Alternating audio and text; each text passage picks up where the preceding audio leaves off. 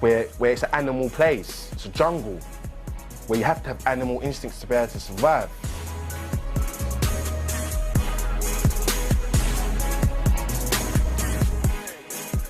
Politicians are aware of the problem.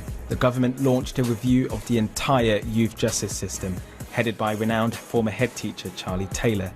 And there's a parliamentary inquiry looking at the same issues. I had one fight with one guy. He caught me in his cell, so I set about him, and it took like 6 guys and 1 screw to take me off him.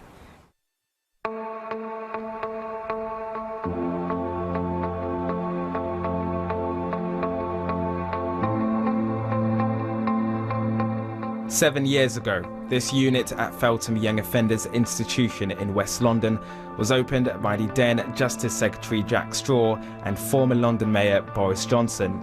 If an institution like this can deal with young offenders, put them back on the right track, that will save our society, save taxpayers loads of money in the long term. It was a project aimed at cutting reoffending, but campaigners say despite promises, little has been achieved.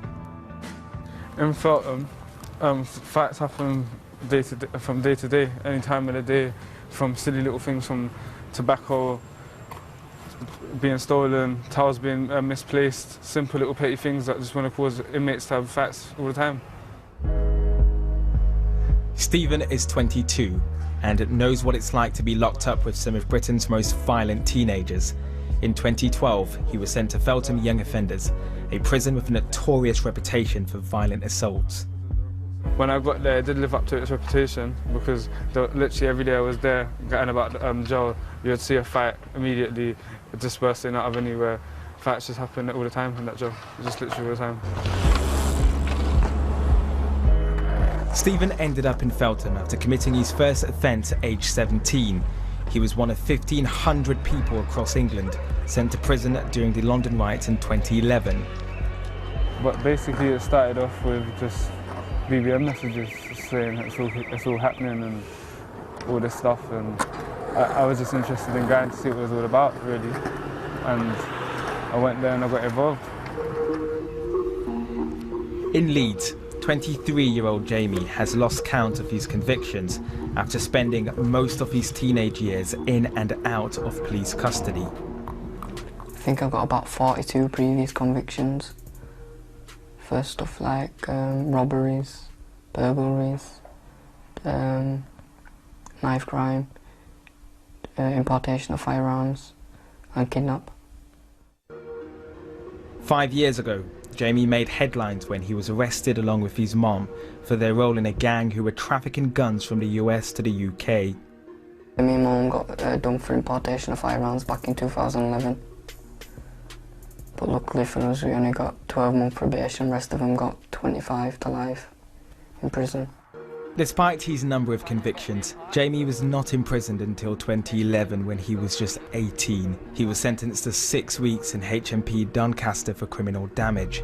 Doncaster prison, like many nowadays, houses both adults and young offenders together. I had one fight with one guy, a 40-year-old Romanian guy. I took his pad remote, he caught me in his cell, so I set about him, and it took like 6 guys and 1 screw to take me off him. And then he made a racist remark, so I went back to the pad, filled the kettle up, obviously with sugar, and went to chuck it at him, and screw slammed down in my face. The Chief Inspector of Prisons has described Doncaster as a poor institution with major concerns about safety.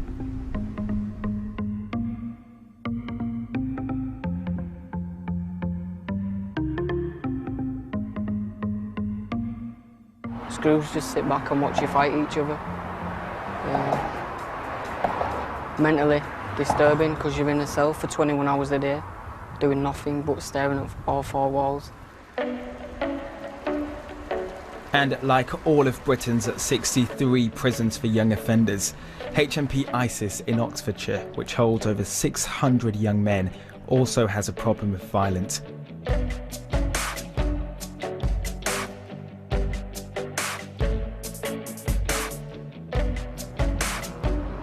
Stephen was moved there from Feltham in 2012. During my presence at Essence, someone got stabbed in the shower right about here, and the blood was coming out everywhere. Like literally, it was just down to someone taking their burn, their tobacco basically, and just by taking that small worth of fortune, like less than £5 worth of goods, someone got stabbed and nearly died. And it was very gruesome and horrifying for me to see all the blood splurging as the person was nearly dying on the floor fainting. Now, there are many young offenders across the country with experiences similar to Jamie and Stephen.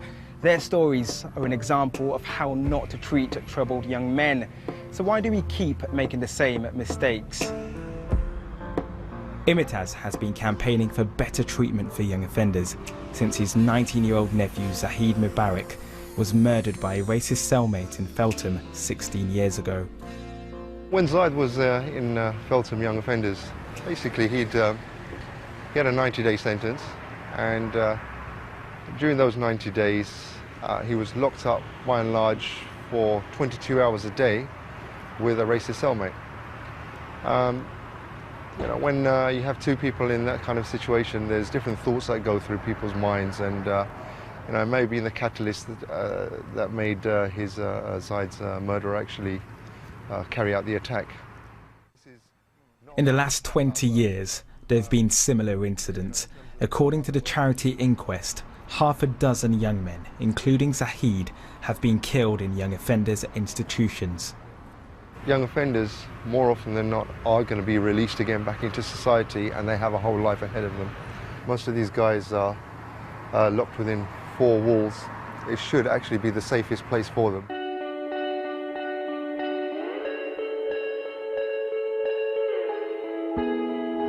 I've got a brother that's in there doing life, maximum 16 years before parole. Having got out of Doncaster prison himself, Jamie's now a regular visitor. His 21-year-old brother, Nathan, is there serving a life sentence for his part in a murder which left a pensioner dead in 2012. By the time he gets out of there, I'll be 40 odd. Imagine how that feels. They'll say he's coping good, but I know for a fact he's not coping good. Because you've been in there and you've seen what it's like. Yeah. He don't even get support in there. He's got mental health issues. I don't think he should be in there. I think he should be in a psychiatric hospital where he will get the support he needs. How can he get support he needs in a place like that? And with concerns about overcrowding and a shortage of staff, Stephen believes the problems with Young Offenders Institute will only get worse. A lot of prison officers these days are young members of the public. For example, you've got maybe a prison officer is 24, and the prisoner is 25, but these young, untrained, qualified staff have no control at all. This video, filmed on a banned mobile phone by young offenders at HMP Rochester, shows just how chaotic the prison system can be. 2 young men in a blooded fistfight, whilst others look out for prison staff. You're just sending them into a cage where it's an animal place. It's a jungle where you have to have animal instincts to be able to survive. And that's factual. What are they going to learn? What are they going to take away from that? Not much, judging by the statistics. Half of young offenders will re-offend within 1 year of release. Jermaine is a former gang member who is worried about the safety of young people in our prisons. Exploitation takes place in different formats, sexually, financially, and different things take place, but obviously it's a place where it's chaos. They don't go to jail, learn and come out. They go to jail, learn how to be a better criminal and come out and commit more crimes. Since being released from prison, Stephen has re-offended and was put back on probation in March this year. I recently got in trouble with fraud.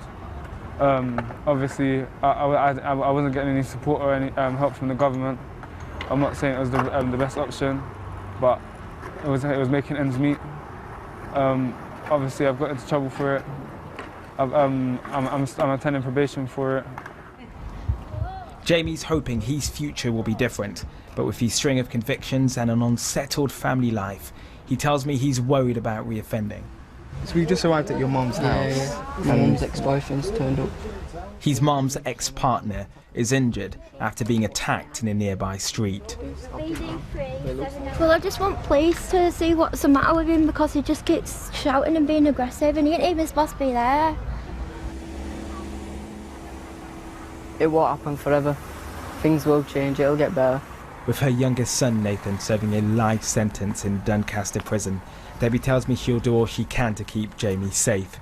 But for Nathan, she's worried about him. What worries you the most about Nathan being in a young offenders institute? Well, that he'll get killed, basically, for what he's done, his crime he's committed. So every day you're waking up worried? Yeah, that I'm going to get that phone call. There isn't a simple solution to solving the growing problems inside our prisons. A report due to be published next month by the Justice Committee will say the way in which most offenders like Jamie and Stephen are treated will not help them change. Prison ain't helping nobody, it's just making them worse.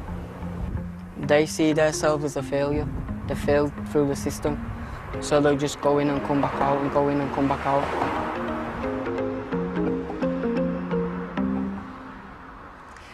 We asked the Ministry of Justice for an interview, as you'd expect, but they turned us down. Instead, they told us the level of violence in our prisons is unacceptable, especially violence against our hard-working and dedicated prison staff.